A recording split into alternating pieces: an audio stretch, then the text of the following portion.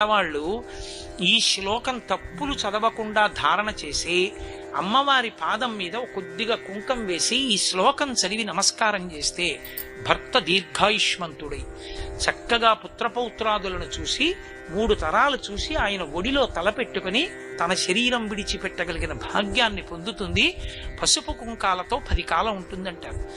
ఇది యథార్థంగా నా జీవితంలో ఒకానొక సందర్భంలో అనుభవంలోకి వచ్చింది ఒక విషయంలో. కానీ వ్యక్తిగత విషయాలు నేను సభావేదికల మీద చెప్పడం నాకు అలవాట్లేదు, అందుకని చెప్పను. అంత గొప్ప శ్లోకం. అందులో శంకరులు అంటారు,